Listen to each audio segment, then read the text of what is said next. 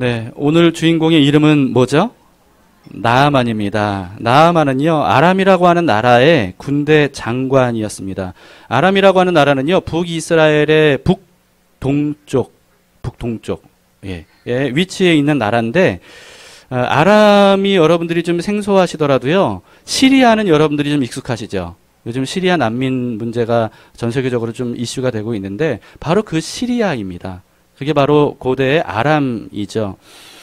현재 수도는 다마스쿠스라고 하는 곳인데요.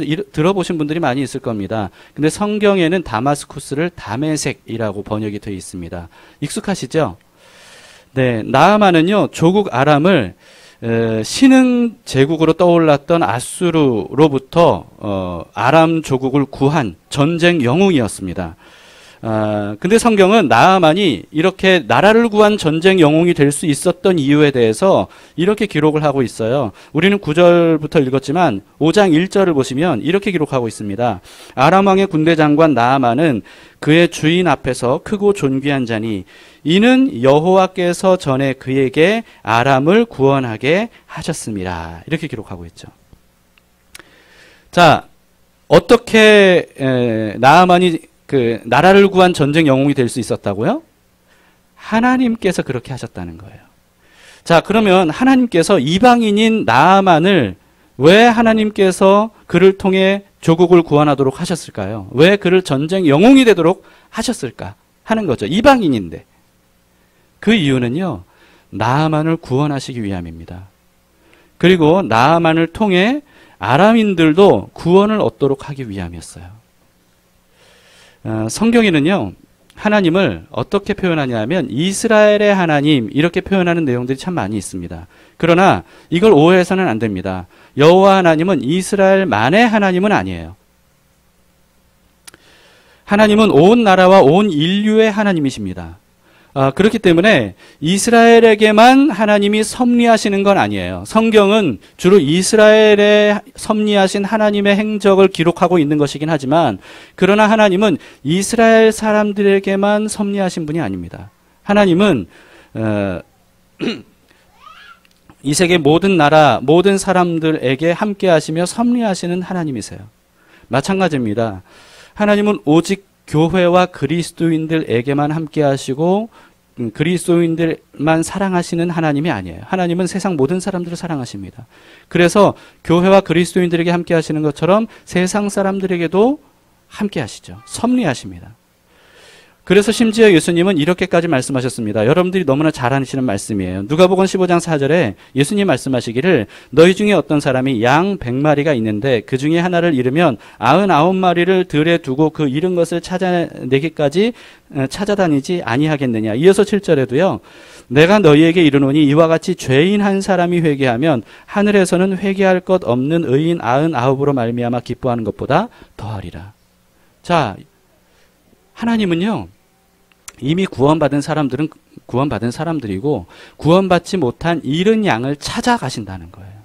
그리고 그들이 죄인이지만 그 죄인이 회개해서 하나님께 돌아와 의인이 되고 구원받는 것을 하나님은 너무나도 기뻐하신다는 겁니다. 이것이 바로 하나님의 마음입니다. 그래서 지금도 하나님은 교회 밖으로 세상 사람들에게 계속해서 끊임없이 찾아가셔요. 그리고 그들을 구원하시기 위해서 다양한 방법으로 그들에게 섭리하십니다. 물론 대부분의 사람들이 그 사실을 알까요, 모를까요? 모르죠. 나아만도 깨닫지 못했습니다. 나아만은 자기 조국 아람을 아수르로부터 구원했어요. 그런데 그 구원할 수 있었던 것을 뭐라고 생각했습니까? 자신의 어떤 탁월한 전략, 전술, 뭐 이런 것이거나 또는 운이 좋았거나 또는 자기가 믿었던 그런 신들이 나를 도와주셨다. 아마 그렇게 생각했을 것입니다. 그러나 성경은 분명히 뭐라고 말씀하고 있습니까? 아람이 전쟁 영웅이 되어서 조국을 구원할 수 있었던 이유는 하나님이 하신 일이라는 거예요. 하나님이 그렇게 하셨다는 거예요. 나아만을 구원하시기 위한 하나님의 1단계, 그것은 아람을 전쟁 영웅, 나아만을 아람의 전쟁 영웅이 되도록 하셨던 거였습니다. 나아만을 구원하시기 위한 하나님의 두 번째 단계는 뭐냐 하면요, 나아만에게 나병을 주셨습니다. 1절을 다시 보시면 1절 마지막에 이렇게 기록하고 있습니다. 그는 큰 용사이나 나병 환자이더라. 예. 나아만은요, 아람의 영웅이었지만 치명적인 고통과 아픔이 있었습니다. 나병을 치료하기 위해서 이 나아만이 그동안 얼마나 많은 애를 썼겠어요. 이렇게도 해보고 저렇게도 해보고 저 사람에게도 가보고 이 사람에게도 가보고, 그렇지만 그때마다 낫지 않았습니다.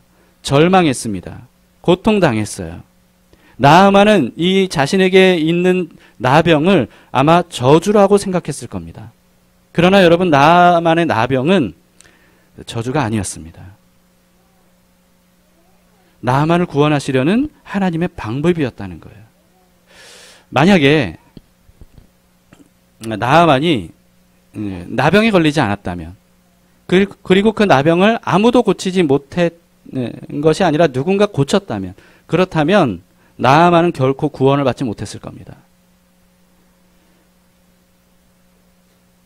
하나님께서는 나아만을 구원하시기 위해 전쟁 영웅으로 세우신 나아만에게 아픔을 주셨어요. 나병이라고 하는 질병을 주셨어요. 그걸 통해 나아만을 부르신 거예요. 당시에는 나아만을 비롯해서 어느 누구도 나아만이 나병 때문에 구원을 받을 수 있을 것이라고 생각하지 못했을 겁니다. 오히려 신들에게 버림받은 증표라고 그렇게 생각했을 수도 있어요. 그러나 아니었습니다. 하나님은 나병을 통해 나아만을 부르셨던 거예요.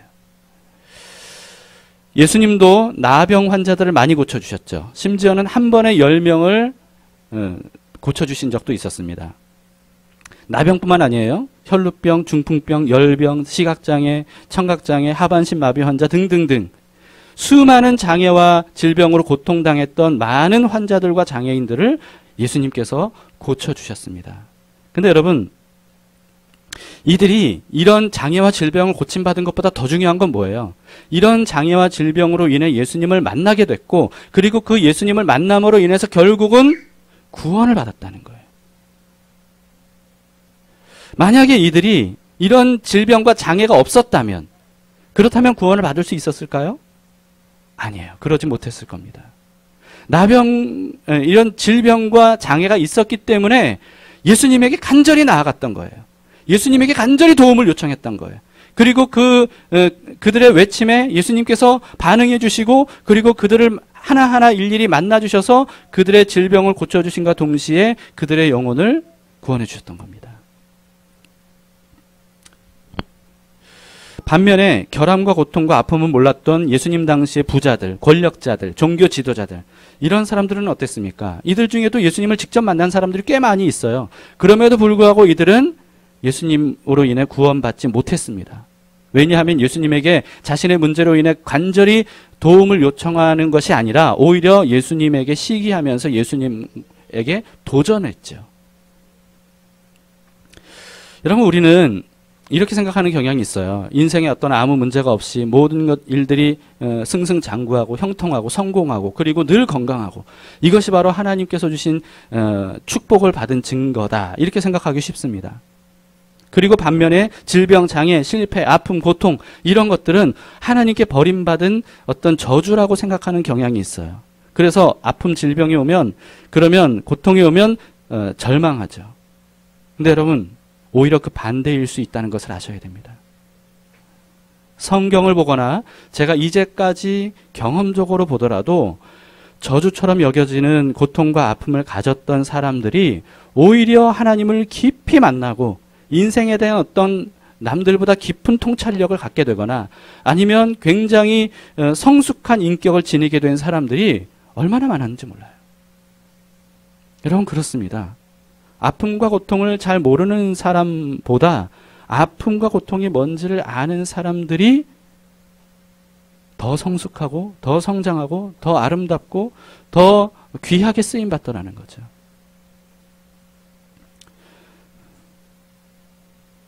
반면에 인생에 별다른 문제 없이 승승장구하고 성공한 사람들, 이런 사람들은 교만해지거나 타락해서 온갖 자신의 죄와 욕망의 노예로 사는 모습들을 우리는 굉장히 쉽게 발견할 수가 있습니다. 그래서 예수님은 말씀하셨죠. 부자가 천국에 들어가는 것이 낙타가 바늘기로 들어가는 것보다 더 어렵다. 반면에 가난한 자가 복이 있다. 애통한 자가 복이 있다. 박해받는 자가 복이 있다. 주님께서 그렇게 말씀하셨습니다. 이지선 자매를 여러분 아시죠? 네, 이지선 자매는 아름다운 청년이었는데, 그런데 음주운전한 운전자에 의해서 사고를 당해서 얼굴을 비롯해서 온몸에 화상을 입었습니다. 자신의 아름다움과 건강을 다 잃어버렸어요. 이것 때문에 너무나도 많은 고통스러운 수술들을 받아야만 됐고 손가락 대부분을 절단해야만 됐습니다. 사람들에게는 괴물이라고 놀림받는 이런 삶을 살 수밖에 없게 됐어요. 그런데 이 이지선 자매가 이 화상을 입으면서 인생이 달라졌어요. 인생관이 달라졌어요. 하나님을 바라보는 눈이 달라졌어요. 완전히 꿈이 달라졌어요. 어떤 사람들이 지선자매에게 이런 질문들을 한다고 합니다. 할 수만 있으면 화상 입기 전에 건강하고 예쁜 모습으로 돌아가고 싶지 않냐고. 그럼 당연히 솔직하다면 그럼요, 이렇게 대답할 줄 알았겠죠. 그러나 지선자매는 그렇지 않다고 말했습니다. 하나님을 제대로 알지 못했던, 하나님의 은혜를 제대로 발견하지 못했던 예쁘고 건강한 시절의 그 모습으로 돌아가는 것보다 지금 비록 고통과 아픔과 일그러진 모습이지만 그럼에도 불구하고 하나님을 깊이 만나고 알게 된 지금이 훨씬 더 좋다고. 지선자매는 그때마다 그렇게 대답을 했다는 거죠.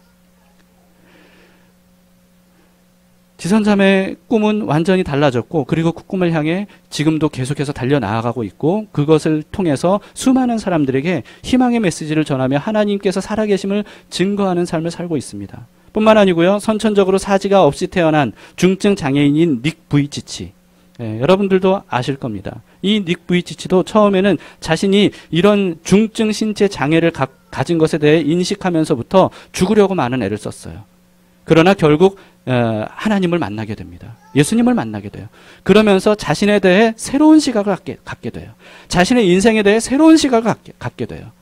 그러면서 건강한 사람은 할 수 없는 일들을 닉 부이치치가 하기 시작합니다. 닉 부이치치 사진을 보면, 동영상을 보면요, 어느 누구보다도 행복하고 감사한 삶을 살아가고 있다는 것을 알 수가 있어요. 그리고 수많은 사람들에게 놀라운 하나님의 사랑의 메신저로서 강렬하게 증언하고 다니고 있습니다. 여러분, 고통과 아픔을 모르는 사람은 결코 경험할 수 없는 그런 하나님의 은혜가 있습니다. 고통과 아픔을 아는 사람만이 느낄 수 있는 감사와 기쁨이 있어요. 이것은 다른 어떤 것으로 대체해서 얻을 수 있는 게 아니에요. 오직 고통과 아픔을 통해서만 얻을 수 있는 거예요. 이제 여러분, 우리 자신의 인생을 한번 돌이켜 보세요. 여러분들도 아픔과 고통을 겪으셨죠. 겪으신 분들이 많이 있을 겁니다. 그런데 여러분, 그런 아픔과 고통이 단지 아픔과 고통일 뿐만이었나요? 혹시 여러분들이 그런 고통과 아픔으로 인해 예수님을 더 깊이 만나고 더 사랑할 수 있었던 건 아닐까요? 만약에 여러분들이 그런 아픔과 고통이 없었다면 구원을 받을 수 있었을까요? 이 자리에 나올 수 있었을까요? 여러분들이 하나님의 도움을 간절히 구하면서 그분의 얼굴을 구함으로 인해 그분을 만날 수 있었던 이유가 바로 그 아픔과 고통 때문은 아니냐는 거예요.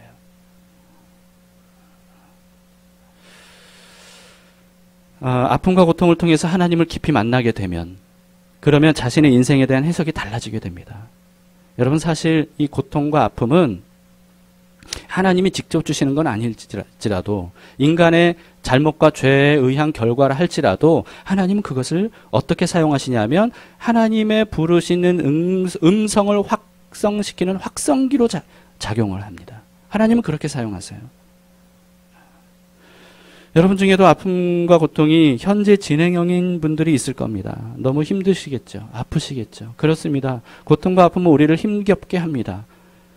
아프게 합니다. 그런데 그 고통과 아픔으로 하나님을 애타게 부르신다면, 그렇다면 결국은 하나님이 그 아픔, 그 부르심에 반드시 대답해 주실 겁니다. 그리고 찾아와 주시고 하나님께서 도와주실 거예요. 결국은 하나님께서 구원하실 겁니다.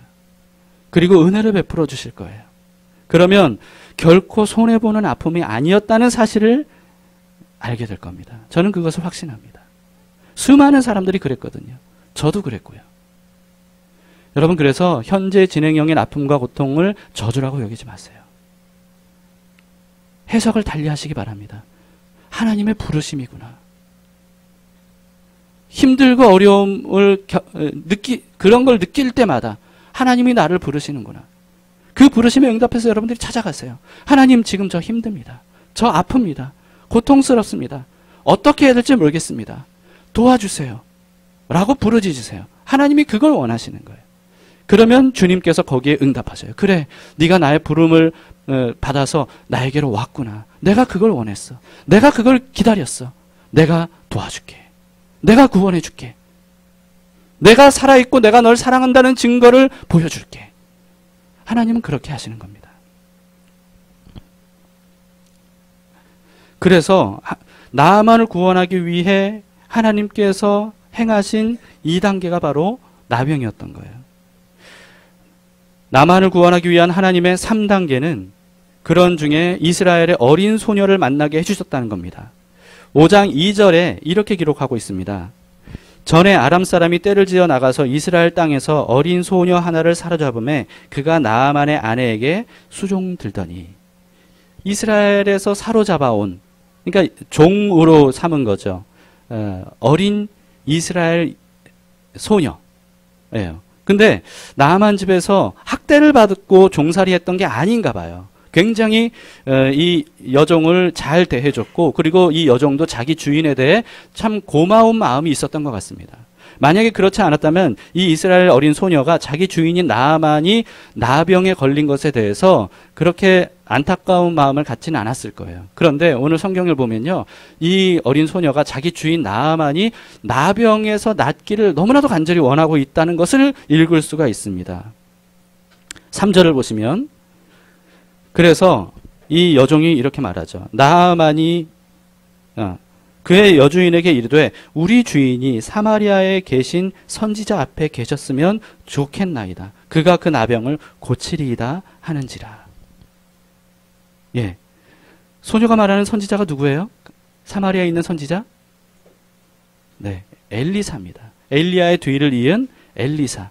엘리사라면 나병을 충분히 고칠 수 있을 것이라고 증언해요. 그런데요, 놀랍게도 이 나아만 부부가 이 어린 여종의 말을 믿습니다. 여러분, 이게 쉬운 생각, 쉽겠어요? 어린 여종의, 어른 여종도 아니에요. 어린 여종의 말을. 그것도 자기 조국인 아람이 아니라 그 당시에 적대 관계였던 이스라엘 땅에 선지자 한 명이 구원을 저 나병을 낫게 해줄 것이라고 하는 말을 놀랍게도 이 나아만 부부가 믿었던 거예요. 근데 더 놀라운 건 뭐냐면요, 이 말을 믿은 엘리사가 이제 이스라엘에게 가기 위해서 아람 왕을 찾아가서 허락을 구하거든요. 근데 놀랍게도 아람 왕도 허락해줘요. 어린 소녀의 말을 믿었던 거예요. 그 당시는 정말 그 아람과 북이스라엘은 이웃에 있는 주적 관계였습니다. 그래서 이제 5장 이후에도요, 계속해서 아람과 전쟁하는 모습들이 계속 나와요. 그런 주적 관계였는데 어린 이스라엘 여종의 말만 믿고 엘리사가 있는 이스라엘로 가는 것은 어떻게 보면 그 당시로서는 미친 짓이에요. 근데 놀랍게도 나아만은 그 정도로 어린 여종의 말을 확실하게 믿었던 거예요. 이게 하나님의 섭리가 아니면 설명될 수가 없죠. 어떻게 이런 마음을 가질 수 있을까? 그것도 아람 왕조차도. 여러분, 그래서 나아만이 출발합니다. 근데 그렇게 위대한 선지자라면 당연히 이스라엘 왕과 가깝게 지낼 것이라고 생각하고 엄청난 예물을 들고 어디로 가요? 왕궁으로 갔어요. 거기 가면 있을 거라고 생각하고. 그리고 이스라엘 왕에게 찾아가서 아람 왕의 친서를 전달합니다. 그 천서에 뭐라고 되어 있냐면 나의 충성스러운 신하 나아만을 보내오니 부디 나병을 고쳐주세요. 이렇게 기록이 되어 있는 거예요. 이걸 이스라엘 왕이 읽고 충격을 받은 겁니다. 나더러 나병을 고치라니 내가 하나님이냐? 이거는 분명히 이걸 빌미로 해서 이 이스라엘 우리나라를 쳐들어오겠다라고 하는 계략이다. 이러면서 분통을 터뜨려요. 이게 당연한 반응이죠. 여러분, 근데 하나님께서 이때 나아만을 구원하기 위한 네 번째 단계로 이어지도록 합니다. 이 소문이 삽시간에 퍼졌고요. 엘리사도 듣게 됐어요. 그래서 이스라엘 왕에게 사람을 보냅니다. 나아만을 저에게 보내십시오. 이렇게 사람을 보내요. 그래서 나아만이 자기의 모든 거창한 행렬을 이끌고 엘리사의 집으로 찾아가요. 근데 가까이 다가왔는데 엘리사가 코빼기도 안 보이는 거예요. 나와보지도 않아요. 사람 한 명을 띡 보내더니 뭐라고 말해요? 10절에 보시면, 오늘 본문의 10절에 보시면 엘리사가 사자를 그에게 보내 이르되 너는 가서 요단강에 몸을 7번 씻으라 네 살이 회복되어 깨끗하리라 하는지라. 네, 여러분, 엘리사는 어떤 사람이에요? 하나님의 선지자입니다. 하나님의 선지자. 선지자가 하는 역할은 뭐예요? 하나님이 하시는 말씀을 대신 전해주는 사람이 선지자의 역할이에요. 그래서 지금 이것은 엘리사가 나아만에게 하시는 하나님의 말씀을 대언해 준 겁니다. 하나님은 지금 나아만에게 드디어 나병을 고칠 수 있는 방법을 말씀해 주신 거예요. 이것이 바로 하나님께서 나아만을 구원하기 위한 4단계였던 겁니다.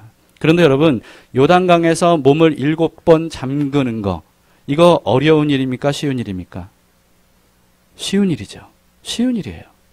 뭐 그냥 어떻게 해도 낫지 않고 엄청나게 많은 돈을 쓰고 많은 애를 써도 낫지 않았던 이 나병을 단지 요단강물에 7번 몸을 씻으면 낫는 거니까 이게 얼마나 쉬운 거예요. 그런데 나아만에게는 너무나도 힘들고 어려운 일이었어요.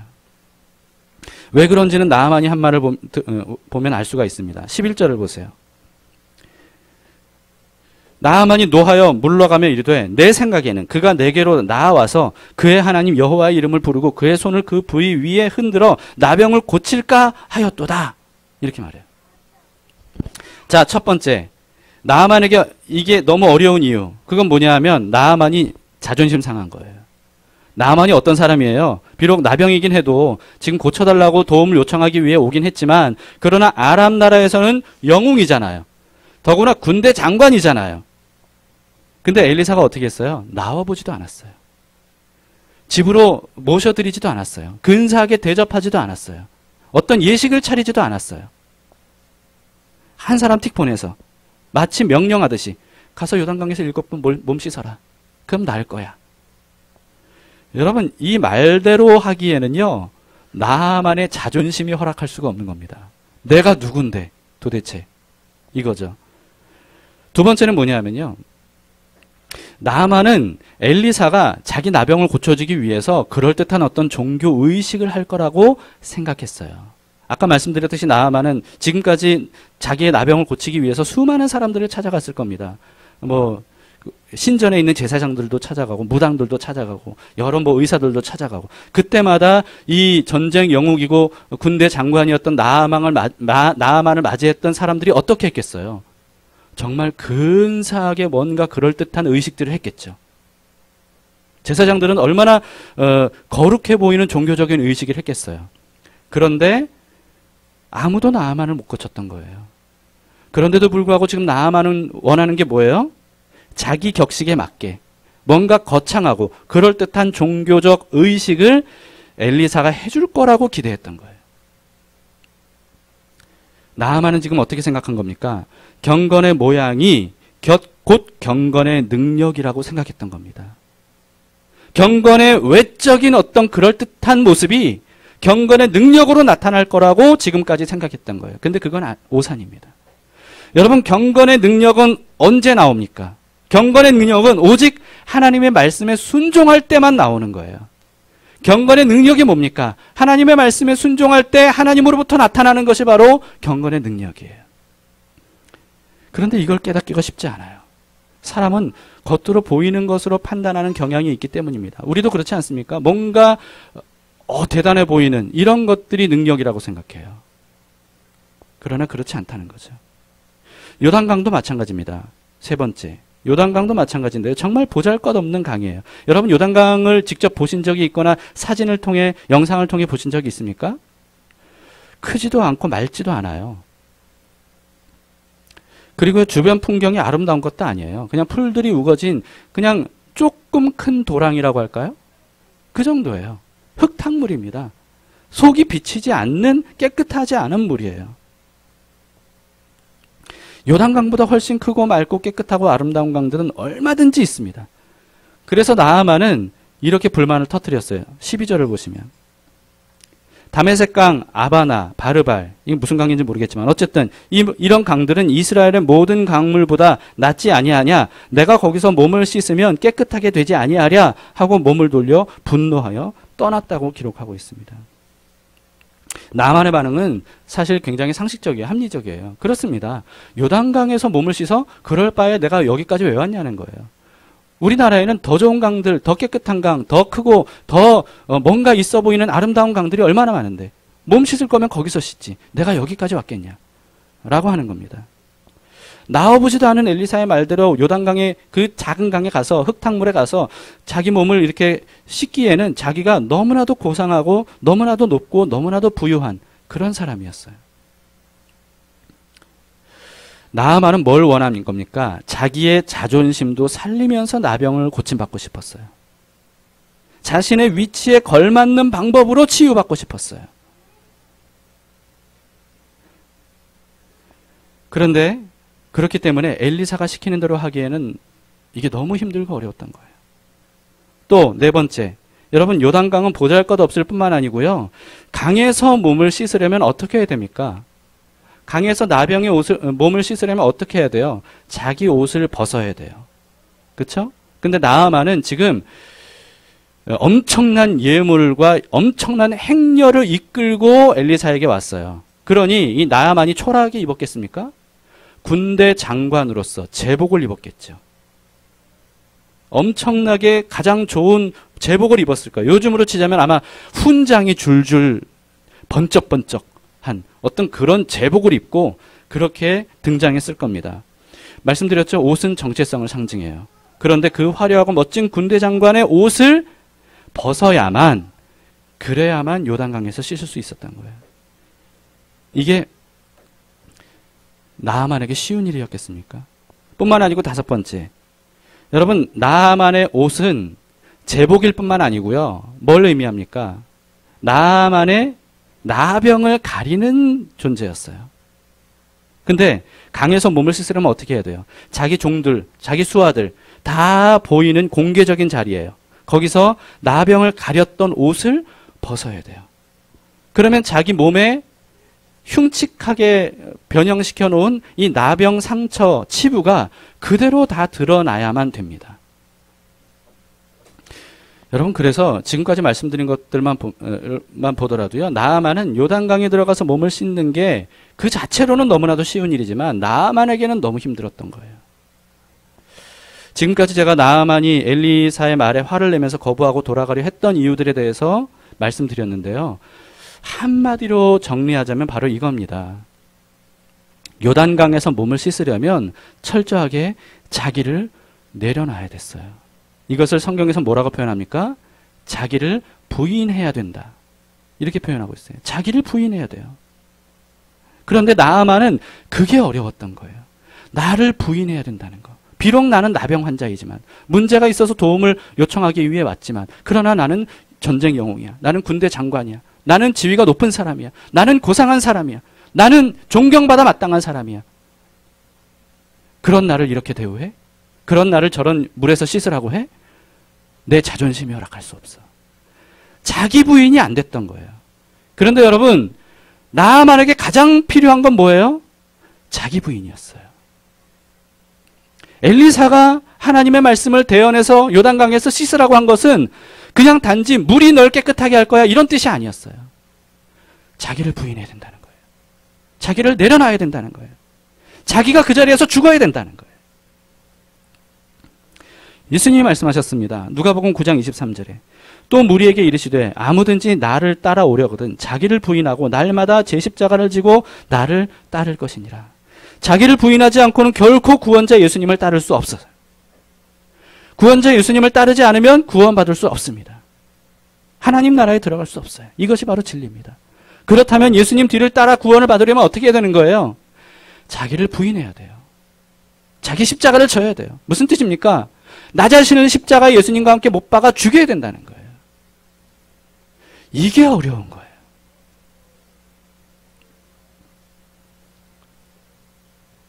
많은 사람들이 나만 같은 생각을 합니다. 어떤 생각입니까? 자기를 부인하지 않으면서 구원받고 싶어요.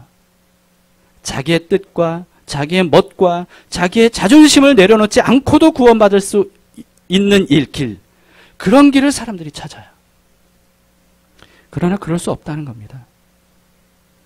죽음 없이는 부활이 없어요. 부활을 꿈꾼다면 죽어야만 돼요. 면류관을 얻으려면 십자가를 져야 됩니다. 십자가 없이는 면류관 없어요. 자기를 부인하지 않고는 구원받을 수 없습니다. 새 옷을 입으려면 어떻게 해야 됩니까? 새 옷을 입으려면 입고 있던 더러운 옷을 반드시 벗어야 돼요. 옷은 뭘 상징한다고요? 정체성이에요. 과거에 내가 입고 있던 옷을 벗는다는 것은 과거의 자신을 부인한다는 거예요. 여러분, 이 세상에서 자신이 지금까지 의지했던 세상의 모든 옷을 과감하게 벗어던지고 예수님께 나아가야 됩니다. 그러면 예수님께서 새 옷을 입혀주실 거예요. 오늘 우리가 찬양했죠. 내가 주인 삼은 모든 것 내려놓고 내 주 되신 주 앞에 나가. 여러분, 이게 필요해요. 이것이 안 되면 하나님이 은혜로 주시는 구원을 받을 수가 없는 겁니다. 갈라디아서 3장 27절에 이렇게 말씀하고 있습니다. 누구든지 그리스도와 합하기 위하여 세례를 받은 자는 그리스도로 옷 입었느니라. 어떤 사람이 그리스도로 옷을 입습니까? 그리스도와 합하기 위하여 세례를 받는 사람. 여러분, 세례는 나아만으로부터 먼 훗날 예수님 시대에 세례는 어떤 의식이었냐면요, 이방인들이 유대교로 입교하기 위해서 요단강에서 행하는 종교적 의식이 되었어요. 근데 아직 나아만 시대에는 세례라는 개념도 용어도 등장하지 않습니다. 그런데 하나님께서 최초로 엘리사를 통해 이방인인 나아만에게 요단강에서 세례를 명하셨던 거예요. 그래서 많은 신학자들이 나아만이 유대교인들에게 있었던 세례의 시초, 기원이 되었을 것이다, 이렇게 말합니다. 일리가 있습니다. 여러분, 근데 세례가 뭡니까? 세례는 그 의미 자체가 뭐예요? 자기의 옛사람이 물속에서 죽는 거예요. 그리고 새 사람으로 재탄생하는 겁니다. 이게 바로 세례의 의미예요. 침례교를 제외하고는 대부분의 그 교단이 물을 그냥 뿌림으로 끝나지만 원래는 그게 아니죠. 물속에 잠기는 겁니다. 내가 죽는 거예요. 그리고 물속에서 다시 일어남으로 내가 다시 탄생했다는 것을 의미하는 게 바로 세례입니다. 나아만은 요단강에서 자기 몸을 잠겨야 됐어요. 7번 씻어야 됐어요. 이건 뭘 의미합니까? 자신의 옛 자아가 죽어야 된다는 것을 의미했어요. 근데 자기를 부인하고 자기 자아를 죽이는 것은요, 결코 자기 스스로는 할 수 없는 일입니다.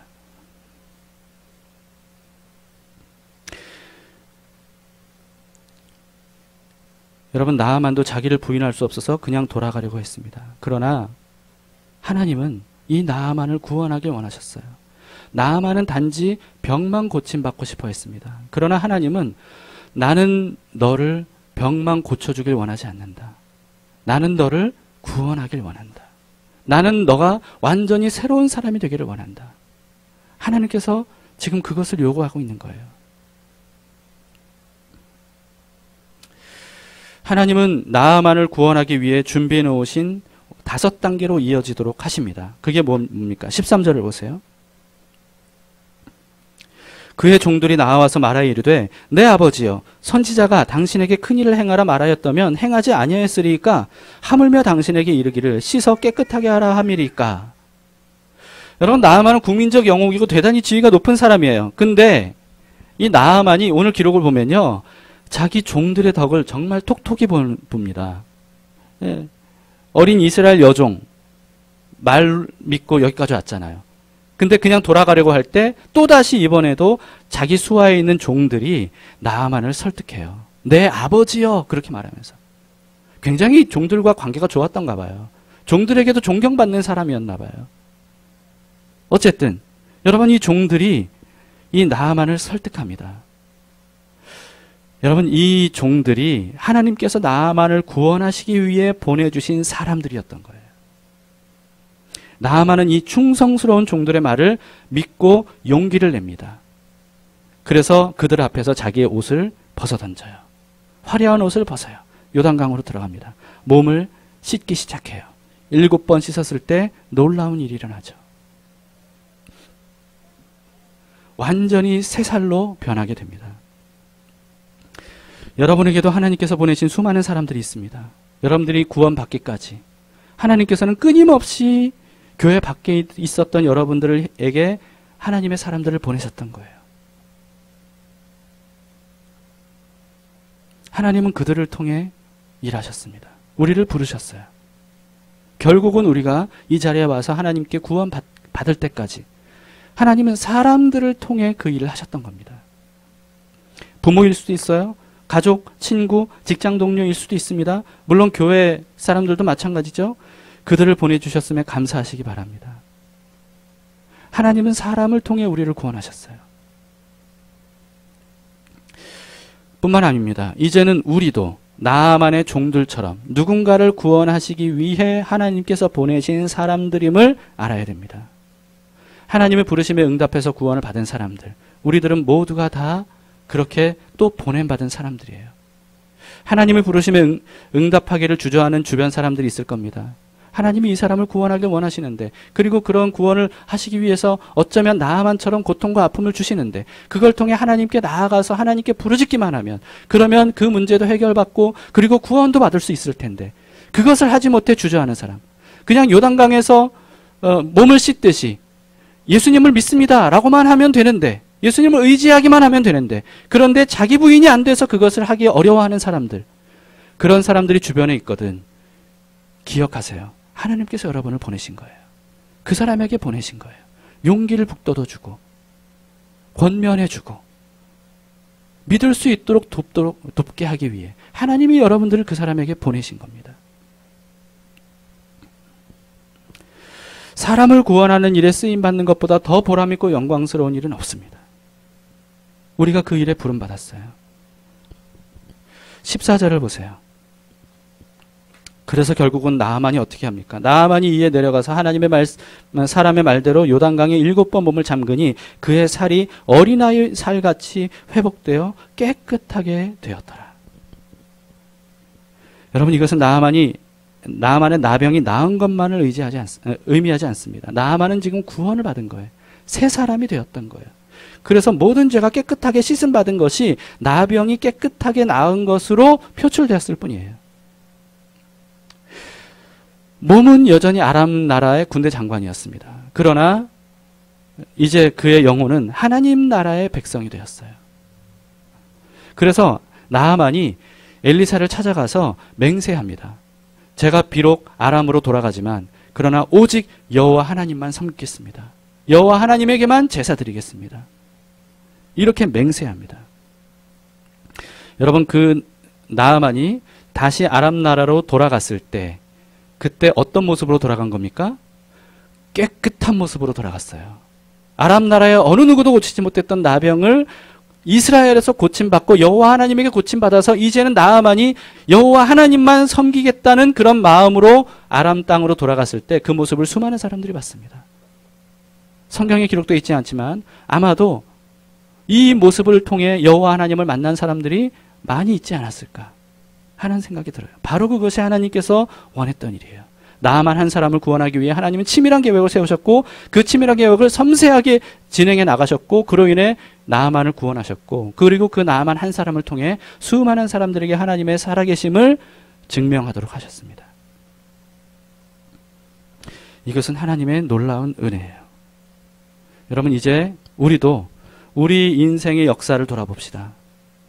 과거를 새로운 시각으로 돌이켜봅시다. 하나님은 우리를 구원하시기 위해 오래전부터 치밀한 계획들을 세우셨어요.